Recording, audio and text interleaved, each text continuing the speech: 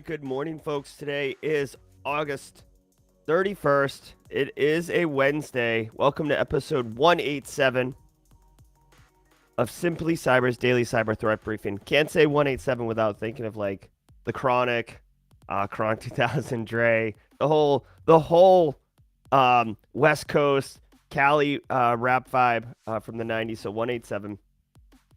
I'm your host, Dr. Gerald Auger, and over the next 45 minutes, this gritty voiced host will be delivering the top cybersecurity news stories of the day and providing expert analysis on each of those stories, on what it means to you as a practitioner, excuse me, or if you're looking to break into the industry, I got you covered. Guys, I don't know if I'm going to be able to talk for 45 minutes. This is kind of spiraling downhill quickly here.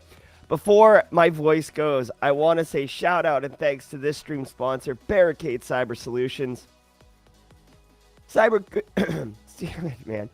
criminals have stolen your company's data and derailed your business operations. Barricade Cyber Solutions will help you resolve this ransomware attack and get your business back on track. I just threw a Ricola in. Let's hope the advertisements are as good as, or the product is good as the advertisement. Let me tell you again about Barricade Cyber Solutions. I'm sorry. Eric Taylor does such a great job with his company that it warrants being said correctly. Cyber criminals have stolen your company's data. All right. Cyber criminals have stolen your company's data and derailed your business operations. Barricade Cyber Solutions will help you resolve this ransomware attack and get your business back on track. I want to remind you, if you hold professional certifications like a CISP, CISM, CISA, all the good ones, PNPT, as has been discussed lately in social media, each episode of the Daily Cyber Threat Briefing is worth half a CPE. So that stacks 2.5 a week, 10 a month. Be sure to document literally the easiest and I would argue the most enjoyable way to earn CPEs. How do you earn them? Well, you just earn them by being here. But how do you make it forensically sound that an auditor couldn't push back? Just say what's up in chat. Say hashtag team live. Say where you're coming from. Oh, you know what, guys? I've been waiting for this all week. It is Worldwide Wednesday. Thank you, Cosmic. Worldwide Wednesday. So just as we're doing the intros, I'm sorry about my voice. But as we're doing the intros, tell us where you're coming from. On Wednesdays, we're going to try to run the gambit and see if we can do every continent, sans Antarctica. So holler at me. Where are you coming from? Mods, if you can help me track this across the stage. Guys, I want you to know I sound like hell, but trust me, I feel much better than I did yesterday, and I feel a whole lot better than I did on Monday. So even though I sound awful, what's up, Ireland? I see you, East Europe, Gulf Coast, Texas in the house. Listen, we got a lot of America representing. Love it, love it, love it. I know I sound awful. I will do my best to make this an enjoyable experience for you this morning. But know that I feel good. It's just my throat is, not great. So, all right. And guys, if you want, I have Eric Taylor standing by. He's ready to jump in and host. If audio is so important to the stream and the quality and the experience for you guys. So if this is unbearable, don't be rude, but be honest. And Eric Taylor can jump in and host the show today if this is unacceptable. All right. If you're live, love it. Thanks for being here. Obviously, tell us where you're at. Wisconsin's up in here. Love it, love it, love it. If you're watching on replay, put hashtag team replay. All right. We'll definitely do team replay. In the comments, in the chat, you guys want to make sure that you get that evidence. Plus, I love seeing who's watching on replay. Definitely love it.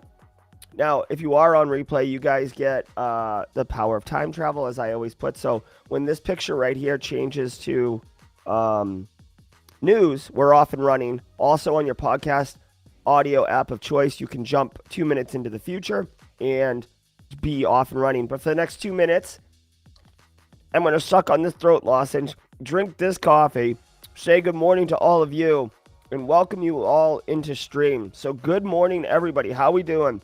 I see you, John Kyle, Omatola, Muhammad. What's up, Jay Smith? Dan Ketledge in here. Tom Bishop, as usual.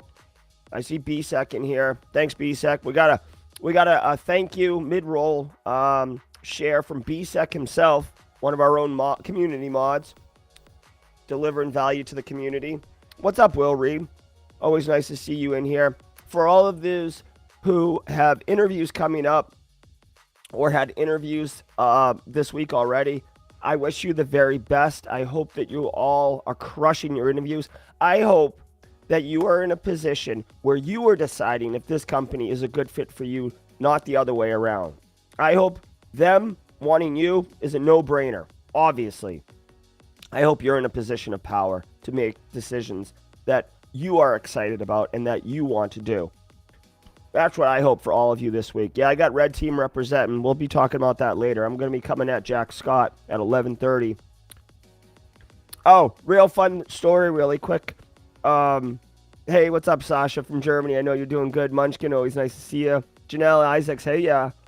Amigos, interview Friday. Hold on, I got a sound bit for that. What are we doing? Sound bit Friday? Hold on.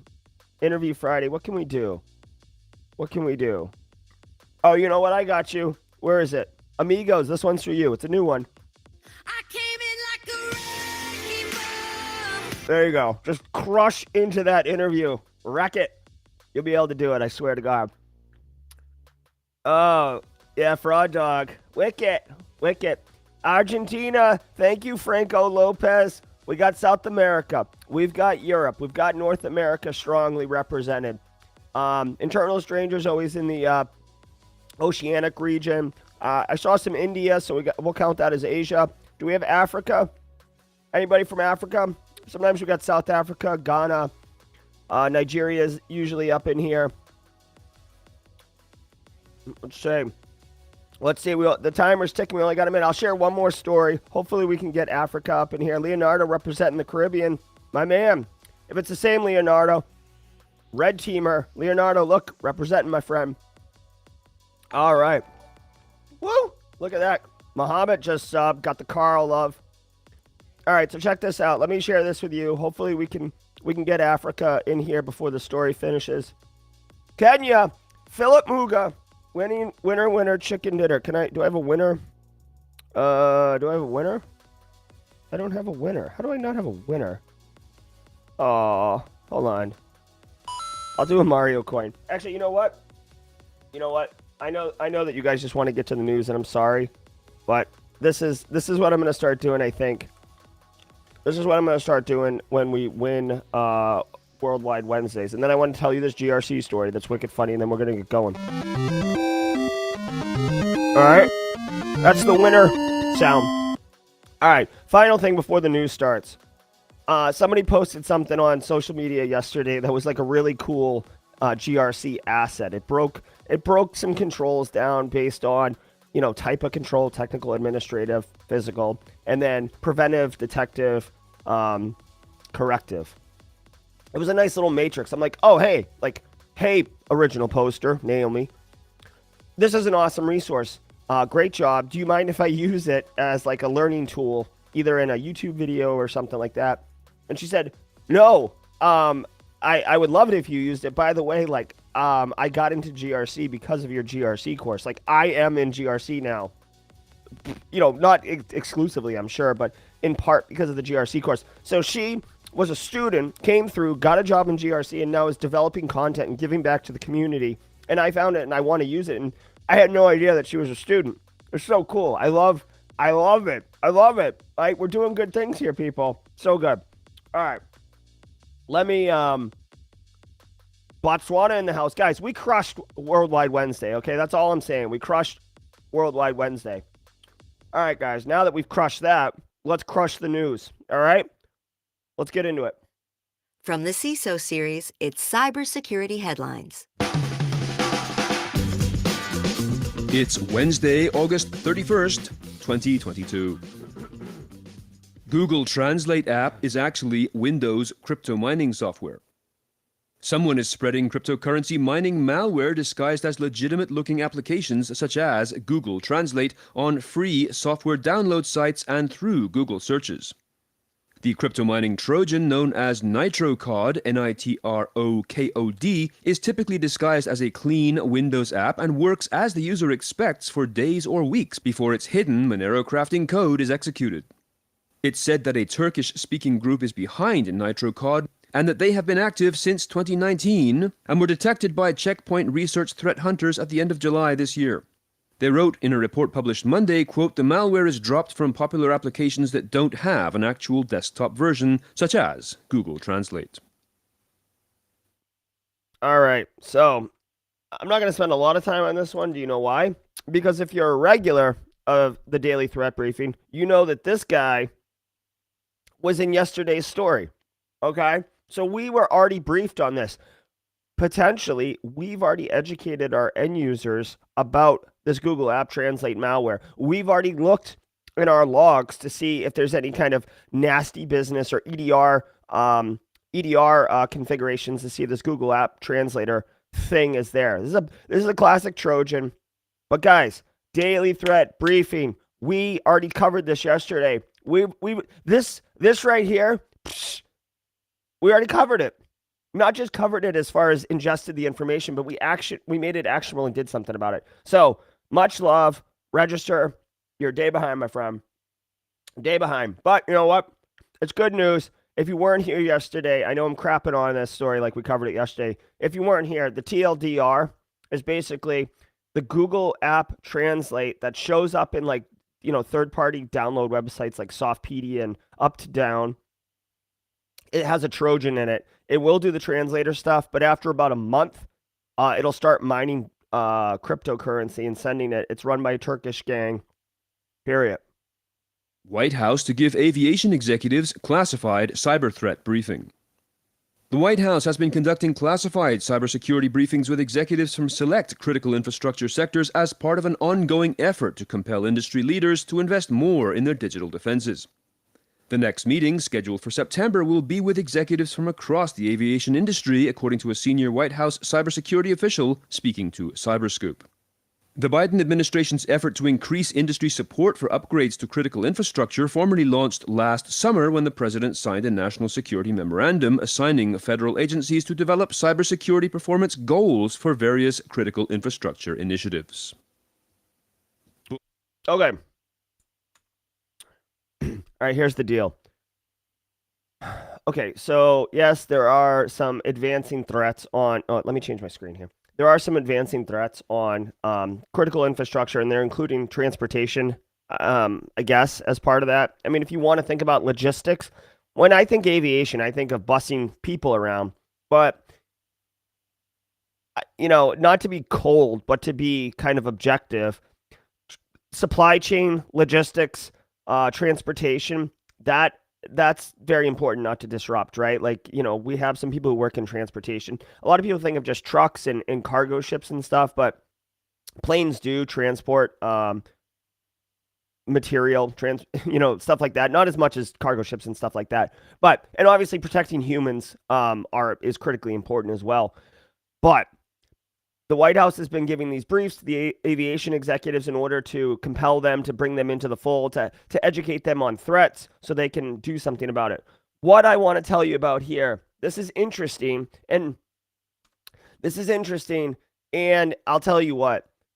If you work in aviation, which is a small subset of us, then this is relevant, right? But there's nothing really actionable for you to do. The key takeaway here, and this is what I want to share with you, this is like a lesson learned that is true for anyone. Seriously, please listen to this. If you've been working in the industry for more than 10 years, you're going to, please tell me I'm right or I'm wrong. And if you haven't been working in the industry very long or you're breaking into the industry, listen to me, because this is a lesson you will never learn in a textbook, ever, okay? The fact that a outside source is educating the executives of a business on something matters. Here's the reason. I, as an internal CISO, could go to my management and say, listen, we are grossly understaffed for security, or we are grossly exposed to risk. We don't have multi-factor. We don't have, managed detection and response. Like whatever it is, like obviously I do the work and I actually have an informed risk assessment, profile, and that I'm reporting on. We are grossly at risk. We need investment. We need money. We are just, one mistake away from total annihilation, the business, okay? And the executives will hear like this. Wah, wah, wah, wah, wah, wah, wah, wah, wah, wah, wah, right? Now, here's reality, and this is so stupid, but it's so true.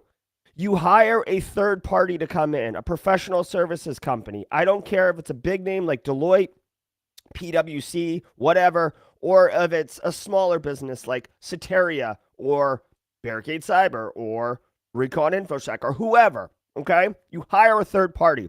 Third party comes in. Third party does the exact same thing that you have been doing. Third party briefs your executives. You have gross problems. You need MFA. You need MDR. You are one mistake away from total annihilation. The executives are like, oh my God, where do I sign? Where do I write the check to? I don't know what it is.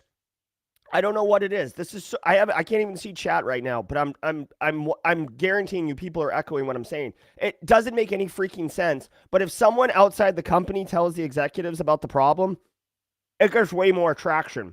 In fact, it's not an uncommon tactic of CISOs to hire a third party, have them come in, then brief with the third party before they write their final report in order to shape the report. It'll still be honest, but shape the report to highlight the problems that the CISO actually wants to get fixed as a priority, and then deliver that to the executives because we know the game and we know what the levers are in order to get that momentum. In certain organizations that are pro cybersecurity, you don't need to do that nonsense. But other ones, you do. Okay? Distributor Baker & Taylor hit by ransomware. The world's largest distributor of books suffered a ransomware attack on August 23rd, which impacted the company's phone systems, offices, and service centers. On August 24th, the company announced that the attack caused disruptions to its business-critical systems and that technical staff were working on restoring impacted servers. The company did not, however, reveal the name of the ransomware family that infected its systems or if the threat actors had stolen its data. Yeah. Okay.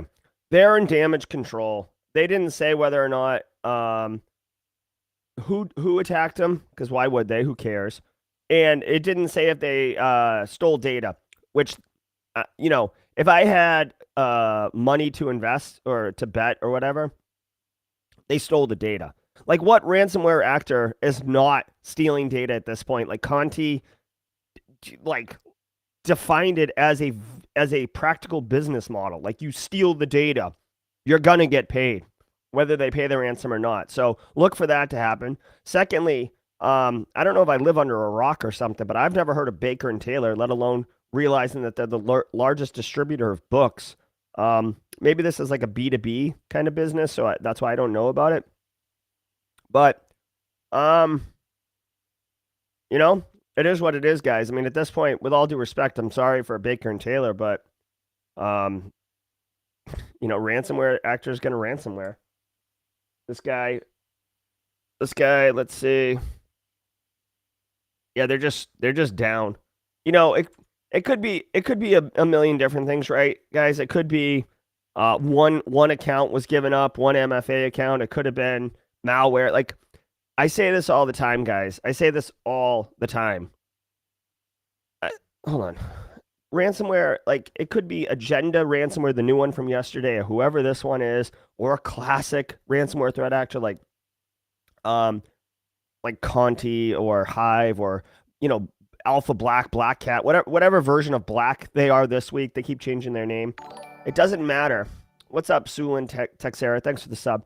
It doesn't matter. You guys need to implement, or businesses need to implement sound, foundational, consistent protection and recovery controls from ransomware. There's a million out there. A lot of security vendors are targeting this market now because it is so rampant. $30 billion projected for 2023.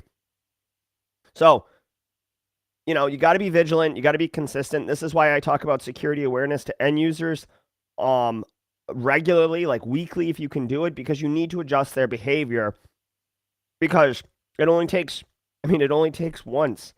And then your whole business is screwed. And like I'm telling you, man, like I don't know what Baker and Taylor's security posture is. You can't obviously eliminate all risk of an attack, but you can limit the impact. You can reduce the likelihood, which are the two key factors of any risk calculation, just by doing the things you're supposed to do.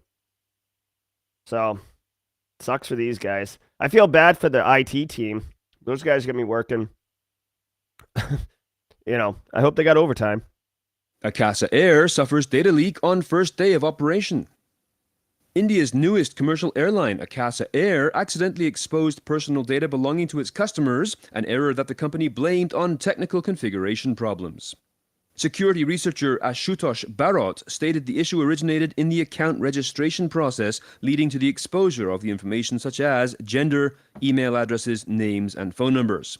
He had found an HTTP request which gave his name, email, phone number, and gender and so forth in JSON format, and by changing some parameters in the request was able to see other people's PII.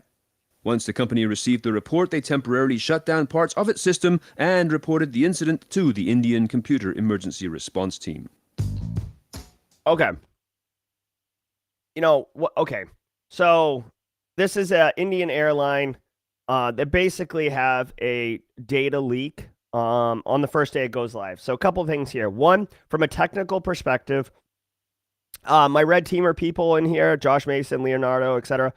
Correct me if I'm wrong on the term, but basically, is this a URL, not URL rewrite?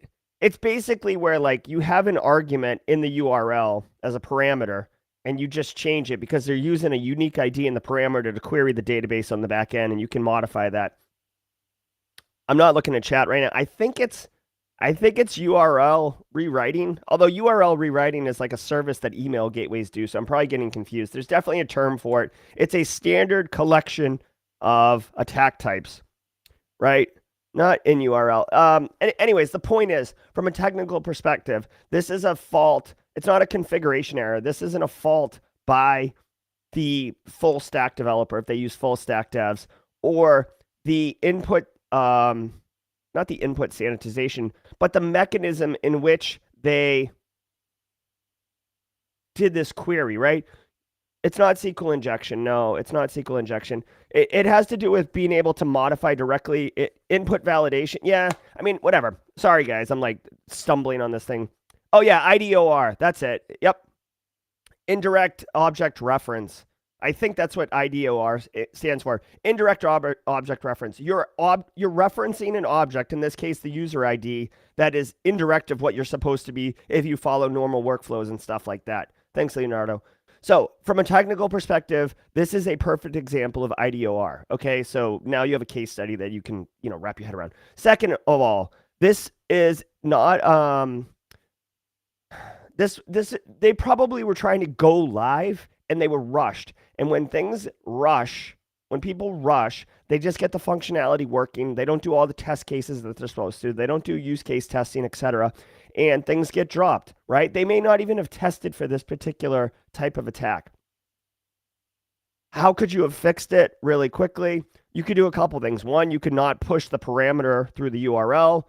Maybe they weren't doing the URL. Maybe it was a hidden parameter within the body, but they should have done input validation. Is the session that's requesting this information mapped to whoever that user ID is in order for it to be, synced? Like you're logged in, right? Obviously you're logged in. So you should be able to say, okay, is this object that's being referenced appropriate for this user's login at this time? It's not simple, right? It's not easy to implement that that functionality, but you have to do it, right? I mean, this is how you avoid IDOR. So anyways, good example. Sucks for these guys. Nothing's worse than like cutting the ribbon and then writing the "we take security and privacy seriously" here letter, like immediately. Like the ribbon is like still fluttering to the ground. Like writing the sorry. Yeah. Someone got a bonus to launch on start date. You're dang right, Cyber Insight Canada. And guys, I mean, this is why software security and software is hard because it's not exactly one-to-one for how IT and InfoSec conflict on mission objective, but think about it. Software developers are interested in writing functionality. If this developer, right, fixed so IDOR couldn't happen, the end user perspective would look no different. Management would not see any different. Yet the person worked tirelessly for 72 straight hours to implement it, but they don't see any difference, right? Now, 72 hours, you put it in, and there's like a new like upgrade feature, right? So you click a button and it shows you like the seats are available for upgrade. And, management sees that because, oh, look, we made an extra $200,000 yesterday because of all these upgrades. And consumers are happy because they're like, oh, cool, I got a better seat at a good rate, right? So as a developer, you're getting adulation, you're getting recognition because of that functionality. Functionality always trumps security when it comes to software. It sucks, but it is what it is. Thanks to today's episode's sponsor, Code 42. Cybersecurity teams are facing unprecedented challenges when it comes to protecting sensitive corporate data from exposure, leak, and theft. In fact, the Code 42 Annual Data Exposure Report revealed that there is a 1 in 3 chance that your company will lose IP when an employee quits. To learn more about stopping data leaks with insider risk management, visit code42.com/showme. That's code42.com/showme. All right, let's just take a quick hot minute here. Question for chat, if you would, please just drop it in while I'm doing this little thing. You see how I have these two different looks? I have the small square with the Simply Cyber logo, and then I have the big square with my big head. Does anyone have a preference one way or the other? Like when there's alerts and stuff, it'll show up in this box, and when there's alerts this way, it shows up in this little corner over here. So, I don't know. Just let me know if it makes a difference or not. I'm kind of still trying to dial this in. All right, guys, so I just want to take 1 second and share a couple small things. One, our own DJ BSEC. You guys know him from chat. He's been a member of the Simply Cyber community for years. He's actually started a GitHub repo to help us all out. I'll drop a link in chat. This isn't the one. No, this is the one, right? Yeah. So if you go here, it's basically an aggregated list. I know it's tough to see, but you know, he's got different cybersecurity search engines, all clickable. He's got cyber maps. You know, I think these are all funny, like pew pew maps, if I'm not mistaken, right? Is it a pew pew map, BSEC? That one doesn't work. All right, you guys get the idea. It's a list of resources. There's a lot of these out here. I'm sure this one's very good. So these aggregated sites are awesome. I appreciate BSEC for giving to the community. I'm going to drop this in chat so everyone can get some of that. So recommend checking it out at a minimum. Bookmark it. Come back to it later. There you go. There we go. All right. So thanks, BSEC, for the community service. Definitely appreciate that. Also, I want to thank all of you for being engaged in the community. Like, I know when I send out a poll or ask a question in order to help make the streams better, you guys respond in full force. You guys drop great comments. I do go back and read the comments and absorb them. I basically take it as like feedback on how to improve the show and improve the experience and add more value. So just know that, I appreciate it. Like, I guess, thank you. Thank you for being the Simply Cyber community. All right, let's keep rolling. Pirate site span in Austria takes down Cloudflare CDNs by mistake. A legal case launched by an Austrian copyright organization convinced an Austrian court to block 14 websites for copyright law violations. Unfortunately, the ban also extended to specific IP addresses belonging to Cloudflare servers that supported many other sites that do not violate copyright laws. A report on the matter identified the root of the problem being that the copyright organization provided a list of IP addresses that ISPs banned without checking who used them. This included 9 IP addresses that Cloudflare uses for its CDN to provide services such as security, reliability, and performance to legitimate websites. Okay, so gather round, children. I've got another one of like, this is this is an interesting story, but there's a bigger lesson here. All right. Oh my God. I think the Ricola, I might have to throw a Ricola logo on the promo card. It's like my secret weapon, my Popeye spinach. Like if I have one, I can speak and feel normal. Otherwise, like I just finished that one and instantly I was like, oh my God. Okay. So listen, way to go, Austria. Austria basically puts a ban hammer down on pirate sites, like sites that are streaming illegal stolen material. I would assume, like there's all sorts of pirated media sites. Like you could watch, like I don't know, like the newest Spider-Man movie that hasn't come out yet, or anything like that. Right? There's tons of sites like that, or you could download illegal software. So Austria's like, we're done with this. Boom. They put a ban on it. I'm not exactly sure how they took it down. I don't know if they issued takedown notices to ISP providers or if they have some type of like national firewall like China does. I doubt Austria is doing that since they're kind of they're not an authoritative regime. So I think it's probably through takedown notices to ISPs, but they went very blanketed.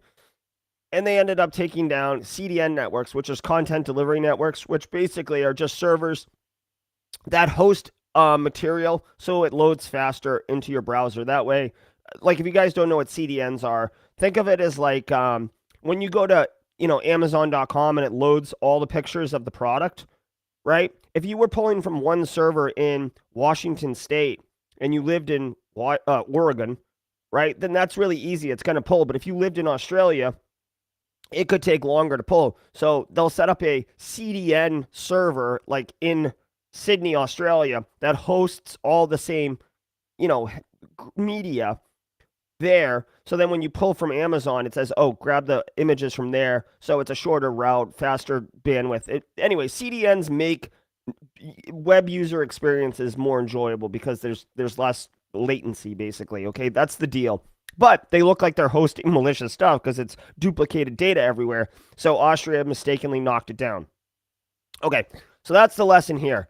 But what I want to share with you is the bigger picture of what happens when you make a policy decision and then you implement it at a blanket without doing the hard work of identifying what is in scope and what is out of scope. And this happens all the time, okay? A lot of times you'll make a decision in an InfoSec program and say, hey, listen, like we're not gonna allow let's say we're not gonna allow Windows XP machines on our network, period, end of story. Okay? Seems reasonable. XP died in the 2000s. It shouldn't be on your network, right? This is a very simple example, but it makes sense, okay? So we're not going to have Windows XP on our network. Policy, insurance company says if you get rid of Windows XP, we're going to reduce your premium. Management says there's no reason for XP. You're a fresh minted InfoSec engineer, and you're like, yeah, who needs XP? So you implement a ban across your network. Basically, Windows XP machines are no longer accessing the network, okay? You give yourself a pat on the back and leave. It's 3 o'clock. You go grab early happy hour prices and a taco at Triangle Charm Bar. You're feeling great, okay? Here's the problem. The machine that does stroke analysis on patients runs on Windows XP. And because that thing's no longer accessible, patient wanders into the hospital showing signs of stroke, and the stupid machine doesn't work anymore because you've banned it. We've got a problem here, okay? It becomes work where you actually have to say, we want to do this, and now the work comes where you have to enumerate all of those things and make sure it works or doesn't work, and what is the impact of that decision. A lot of times you will hear people say this, okay? You'll hear people say this because it's easier, and it can be frustrating to do all of that work, okay? You'll hear people say this, let's just turn it off and see who calls and complains. Let's turn it off and see who screams. You will hear that. And unfortunately, sometimes that is the only option because you try to do that work enumeration and the business, the end users, whatever, they aren't getting back to you. You're sending out data calls. No one's getting back to you. and your only option left is to turn it off and see who screams. But I'm just telling you, like, this is just a case example of a bigger recurring theme that does happen in IT and InfoSec that, it's a philosophical decision. It's very easy to turn it off and see who screams, right? You can do that today, but you could have some downstream impacts like the stroke machine I was telling you about. So sometimes you've got to do that work. If you work in mission critical systems, real-time operating systems, these type of things, you got to be mindful of that. Okay? The more you know. That's what I need. I need one of those, like, now that I have Streamlabs, I could have a the more you know graphic. All right, let's roll. These hackers zero in on Australian manufacturers and wind turbine operators in the South China Sea. A Chinese-based cyber espionage group targeted Australian officials with reconnaissance malware to siphon off details to use in strikes against wind turbine manufacturers, said researchers from Proofpoint and the PwC Threat Intelligence Team in a joint research published on Tuesday. The campaign deployed phishing emails directing targets to a fake news outlet called Australian Morning News, which contained images and stories lifted from legitimate news organizations. With subject lines in the emails such as sick leave, user research, and request cooperation, the phishing emails explained that the sender was starting a humble news website and wanted feedback. The attackers, referred to as both TA423, Red Landon, and APT40, designed the site to deliver malware known as Scanbox. AI. Okay. I get what's going on. I'm confused what the goal was here. Like, what's the goal? Like, are they trying to... Okay, so here's the deal. China rolls out their APT, right? So they roll out their varsity team, their Premier League squad for my UK people. And they say, they're an espionage group, so they want information. They want it on Australian manufacturers who make wind turbines. Okay, I don't understand if this is to steal technology to make their own wind turbines or to understand how they can compromise these wind turbines and jack them up and screw Australia over. I'm not sure. Or it's Australian manufacturers, so I don't even know where these wind turbines are actually deployed, right? So, again, I don't understand what the espionage objective is. Is it to destroy an adversary's wind turbines, or is it to steal the technology so you can cut the development time for research and development of your own wind turbines dramatically because you don't have to do the R&D. You just steal a solution. All that aside, this is a slow and smooth, complex, advanced persistent threat example. APT40, who is no joke, set up a Australian news website, pilfered actual news stories from valid Australian news sites, made their own website, targeted individuals who would be interested in it. It was a legit website, right? It was a legit website. It was stolen data, but it was a legit website. It wasn't like the website was a phishing site or a watering hole attack or anything like that. It was a legit site. You could go there and learn about, Australia's regular news, right? But then they were targeted with a follow-up on, hey, can we get some feedback? We'd love your opinion, blah, blah, blah, blah, blah. Here's a Word doc full of malware. We own you now, and now we're moving around your network. So, slow and steady, there's an extra step here. Instead of trying to trick the end user into pulling something down on the website, we see this level of sophistication where the website was actually valid, legit, and providing value to the victims before they were installing this malware known as Scanbox to take them over. So, don't sleep, guys. If you work in any industry that does research and development, like manufacturing, don't think that you're too small to be a target, right? You need to be vigilant. You do need a full stack security solution, right? You need protection controls, detection controls, EDR, MFA, educate your end users. All the things that we talk about all the time, there's a reason we talk about them all the time, because they're best practices. Text 20,000 hidden taxable swimming pools in France. AI software combined with aerial photography helped French tax officials bag about 10 million euros, which is about $10 million, in extra property levies. Home improvements, which boost the value of a property, are supposed to be declared, of course, but often are not. 9 departments working under France's tax office tested out a machine learning software to automatically find undeclared swimming pools from overhead photos. The software scanned the images for the telltale shapes of swimming pools and then cross-matched these to home addresses and property tax records.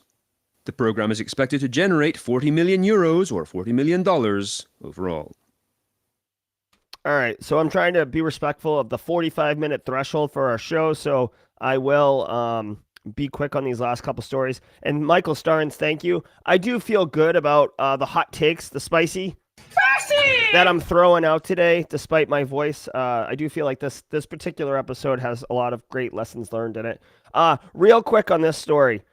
Great use of AI. What I think is hilarious, unfortunately, is that the French citizens who are getting taxed for their swimming pools that they were not reporting on probably paid in taxes to fund the project that created the AI that now is finding their pools that is now taxing them. Having said all that, you shouldn't be trying to skirt the law by hiding your pool. You have a pool. You pay your taxes, right? Great use of AI. I am kind of curious. It's probably not 100% successful, right? So maybe I know some people who have painted they have a painted blue pad in their backyard, so it looks like a swimming pool from above, but it's not a swimming pool. I don't know why they did that, honestly, but obviously that would be a false positive, right? So you might get additional tax without actually being viable, but I don't know. Interesting use of AI. The tax man. Straight cash, homie. It's all about that. It's all about that cake. You know what I mean? Twitter's VP of Engineering jumps to Meta.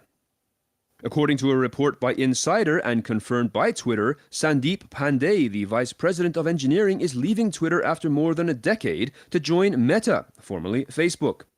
Pandey joined Twitter in 2012 and worked his way up from staff engineer to the VP role. A Twitter spokesperson confirmed the departure and said this is natural given industry trends. Yeah, okay. This is natural given industry trends. No, you know what industry trends are? Industry trends are 2 to 3 years. 10 years and jumping from Twitter right now, it's called, Twitter is a dumpster fire, right? The whistleblower just came out. Elon Musk might buy, might not buy, going through court. There's bots all over the place. Yeah, Twitter's valuable, but come on, man. If anything, this dude is making a business decision on his own business of him. So good on him. Guys, in 2022, you are the business of you. Yeah, you can have a pride and do great work and have integrity of the business you represent. But at the end of the day, nobody's going for the gold watch anymore, right? We are the CEO of ourselves, and we do what's best for us because businesses will do what's best for them. We'll see what happens. This is just an interesting story because this dude was a higher up at Twitter and he's going to Meta, right? So he's going from one big company to another big company. I don't know what, if this means that Meta is going to be launching a better looking metaverse that doesn't look like Caillou's world or something like that, or if this is going to be something, but whatever. To me, this is a guy protecting his own assets. All right. That's going to do it. We're at 8:44. Base case. Want you to know that you in the NCC group, I'm keeping it at 8:44, 8:45, 45-minute show. Guys, real quick before we go, later today at 11:30 a.m., I will be going head-to-head against Jack Scott. You can go to the ThreatGen YouTube channel, youtube.com/ThreatGen, or !ThreatGen in chat right now, and watch me versus Jax live and have it shoutcast so you can watch both our feeds, or you can stay and check out the Simply Cyber YouTube channel and watch my feed. I will be the red team as I am very overtly representing. I might get a hoodie if I get a little chill. So I'm going after Jax. I'm coming for her. She's going to be defending. It'll be a good time. I got the soundboards loaded up. No stream sniping. All right, and then guys, finally, this Thursday, CISSP mentor. Thanks for the squad membership, guys. Matt Keeley of Practical Malware Analysis. He's a SimSpace practitioner, and he's a very advanced red teamer and also a malware analyst. So I'm actually really curious because typically malware analysis is a blue skill, and he's a very advanced red team operator. So I'm really curious how he uses malware analysis in a red team capacity. So join us later today at 11:30 a.m. Eastern Standard Time. And if you're available, tomorrow at 4:30 p.m. Eastern Standard Time. As usual, the daily threat briefing will be every morning. I appreciate all of you for being here today. Thank you for dealing with my illness, frankly. At the beginning, I kind of worked through it. Guys, be great. We'll see you out there, 11:30. Take care, everyone.